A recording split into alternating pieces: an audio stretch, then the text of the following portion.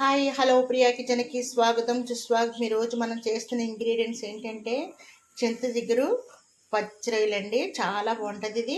ముందుగా చింతచిగురు నేను ఇది ఒక 50 గ్రాముల చింతచిగురు తీసుకున్నానండి. ఇది శుభ్రంగా ఈ కాళ్ళు ఉన్నాయి కదండి, ముదురాకులన్నీ తీసేసేసి కాళ్ళన్నీ శుభ్రంగా చేసుకుని పక్కన పెట్టుకోవాలండి. ఇప్పుడు నేను పాన్ పొయ్యి మీద పెట్టుకుని స్టవ్ వెలిగించుకుందామండి. ఇందులో కొద్దిగా ఆయిల్ వేసుకుందాం. ఇదిగండి ఆయిల్ వేసుకున్నాం కదా. ఇప్పుడు ఇందులో పచ్చిరొయ్యలు అండి, పావు పచ్చిరొయ్యలు అండి ఇవి. ఇందులో కొద్దిగా పసుపు,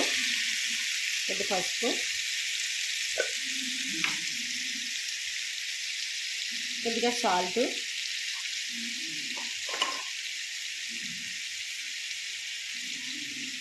లైట్గా కొంచెం కారం వేసుకుని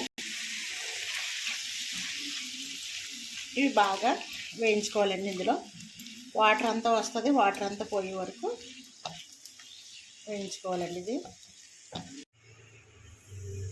ఇదిగండి వేగిపోయి ఇప్పుడు స్టవ్ కట్టేసుకుని బౌల్లో తీసేసుకుందాం. పొయ్యి మీద పాన్ పెట్టుకుని స్టవ్ వెలిగించుకుందామండి. ఇప్పుడు ఆయిల్ వేసుకుందాం.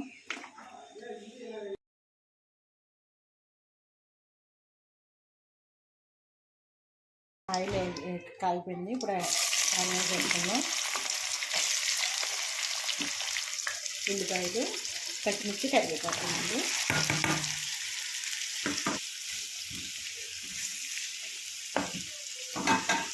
కొంచెం మగ్గడానికి కొంచెం సాల్ట్ వేసుకుందాం.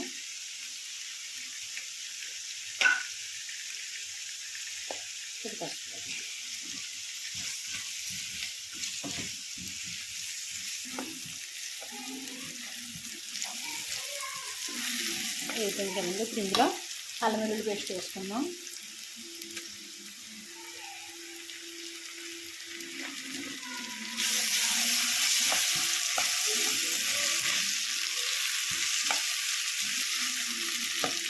అయిపోయింది కదండి.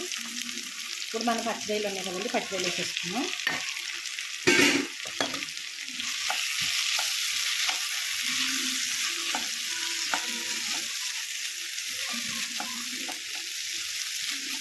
ఇప్పుడు ఆల్రెడీ మనం ఇందులో ఉప్పు వేసేసుకున్నాము, పసుపు వేసుకున్నాం కదండి. ఇందులో కొద్దిగా కారం వేసుకున్నాం.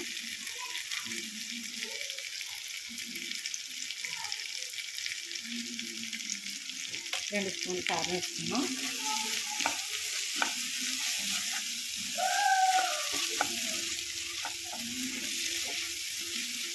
ఆల్రెడీ మన పచ్చిరొయ్యలు బాగా ఉడికినాయి కాబట్టి ఇందులో కొద్దిగా వాటర్ వేసుకుందాం.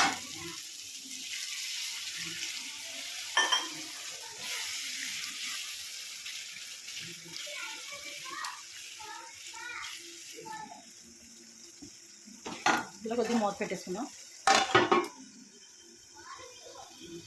నేను మన చింతచిగురు ఉంది కదండి, ఇది శుభ్రంగా ఇలా బాగా కలిపేసుకోవాలండి.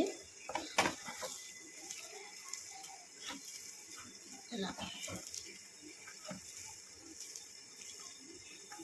సరే అంత ఆకుడిగా ఆకంతా చిన్నగా పౌడర్ లాగా వేసింది. లోపల కాళ్ళన్నీ తీసేస్తాను.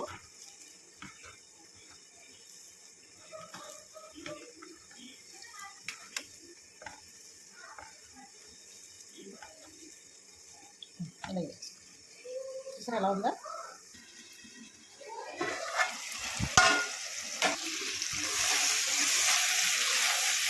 దగ్గరికి వచ్చేసింది కదండి. ఇందులో కొద్దిగా ధనియాల పొడి వేసుకున్నాం. ధనియాల పొడి వేసుకుని ఇవన్నీ మన చింతచిగురు ఉంది కదా, ఈ చింతచిగురే ముందుగా వేసుకున్నాం.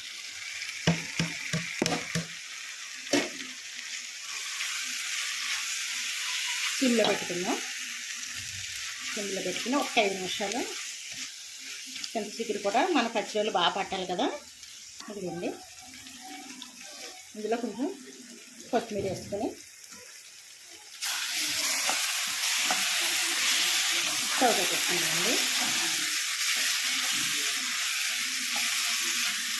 స్టవ్ పెట్టేసుకోండి. పచ్చిరొయ్యలు చింతచిగురు కర్రీ రెడీ అయిపోయిందండి. మీకు నచ్చినట్లయితే లైక్ చేయండి, షేర్ చేయండి, సబ్స్క్రైబ్ చేయండి. ఎలా ట్రై చేయండి, సూపర్గా ఉంది. Thank you.